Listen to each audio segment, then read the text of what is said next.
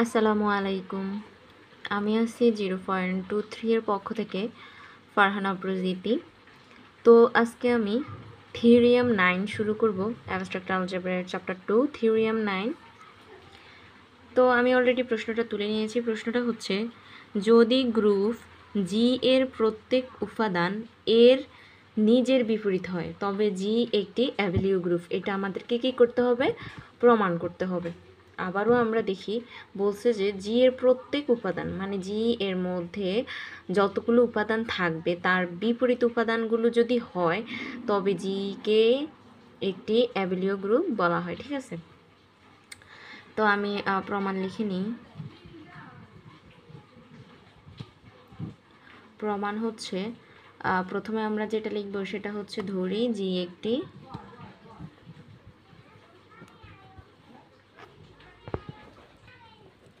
তো আমি লিখে নিয়েছি যে ধরে জি একটি গুণাত্মক গ্রুপ যে কোনো এ comma B belongs to G, অর্থাৎ জি এর উপাদান হচ্ছে এ বি, এর জন্য তাদের বিপরীত উপাদান হচ্ছে A inverse comma B inverse belongs to জি।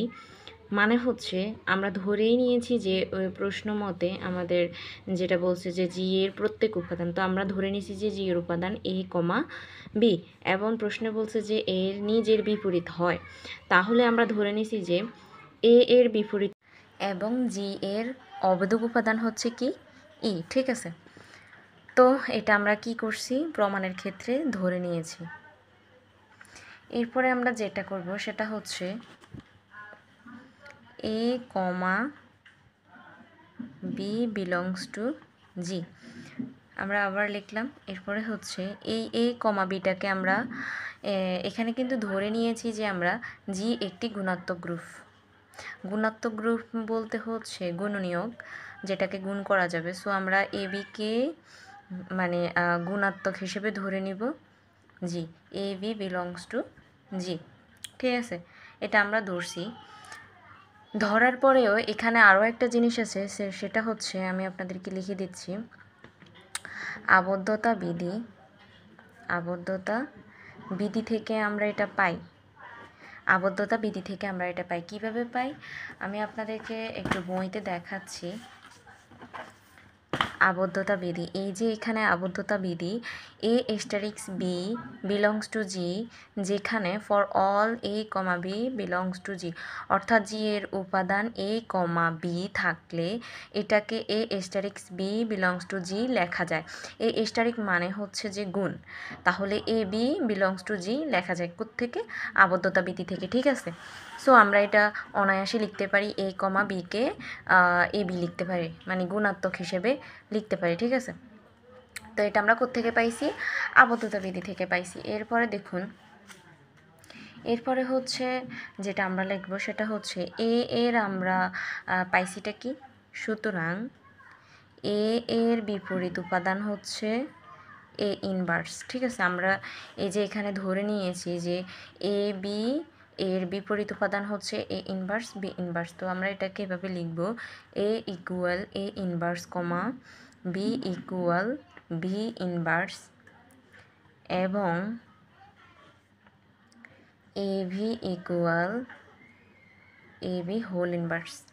এই এ বিটা কেন লিখছি দেখুন, আমরা এখানে আলাদা আলাদাভাবে এ বি ছিল, তো এ এর বিপরীত উপাদান হচ্ছে এ ইনভার্স, বি এর বিপরীত উপাদান হচ্ছে বি ইনভার্স। আবার এই এ বিটাকে আমরা যেহেতু গুণাত্মক হিসেবে এ বি ধরছি, তো এ বি এরও একটা বিপরীত মান আছে, সেটা হচ্ছে এ বি ইনভার্স। তো আমরা বারবার ইনভার্সটাই কেন আনি দেখুন, আমি পাশে দিয়ে লিখে দিচ্ছি। সেটা হচ্ছে এ এর বিপরীত উপাদান হচ্ছে 1/a, বি এর বিপরীত উপাদান হচ্ছে 1/b, তাহলে এ বি এর বিপরীত উপাদান হচ্ছে 1/ab, রাইট?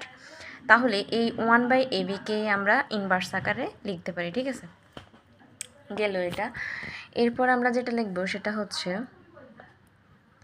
এখন এ ভি ইকুয়াল, এই যে আমরা এটা লিখছি এখানে, এটাই এখানে লিখব, A V equal A V whole inverse. ঠিক আছে, এখন আমরা তারপরে হচ্ছে যে এটাকে আমরা কিভাবে লিখতে পারি?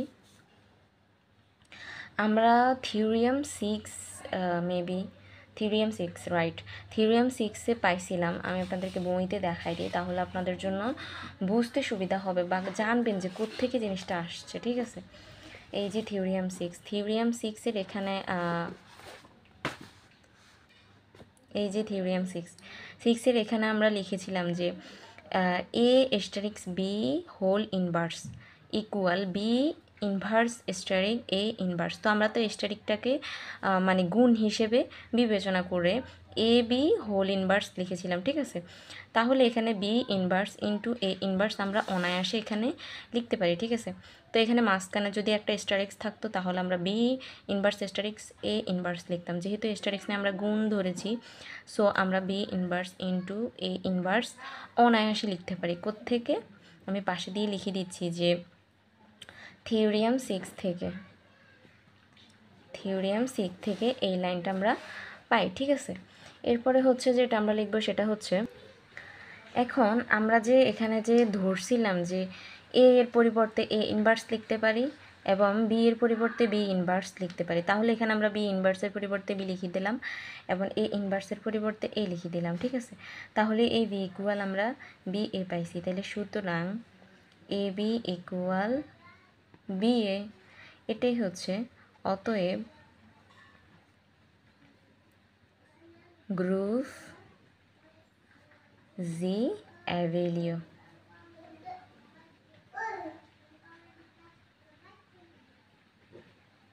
গ্রুপ জি কি অ্যাভেলিও, একটি অ্যাভেলিও গ্রুপ। আশা করি আপনারা বুঝতে পারছেন। আর দেখুন আমি আরও একবার বুঝিয়ে দিচ্ছি। প্রশ্নটা হচ্ছে কি, যদি গ্রুপ জি এর প্রত্যেক উপাদান এর নিজের বিপরীত হয় তবে জিকে একটি অ্যাভেলিও গ্রুপ, জি একটি অ্যাভেলিও গ্রুপ। তো অ্যাভেলিও গ্রুপ হচ্ছে, অ্যাভেলিও গ্রুপের সূত্র হচ্ছে এ বি ইকুয়াল বি এ। আমি আপনাদেরকে গত প্রিভিয়াস ক্লাসের মধ্যে বুঝাইছিলাম যে অ্যাভেলিও গ্রুপ কাকে বলে। দেখুন আমি তবুও বই থেকে একবার আপনাদেরকে মনে করিয়ে দিচ্ছি। এই যে অ্যাভেলিয়ান গ্রুপ, এখানে হচ্ছে অ্যাভেলিয়ান গ্রুপ দেওয়া আছে। অ্যাভেলিয়ান গ্রুপের শর্ত কী ছিল, A B equal B A, ঠিক আছে। A asterisk B equal B asterisk A, অথবা A B equal B A, ঠিক আছে। তো আমাদেরকে প্রমাণে করতে বলছে কিন্তু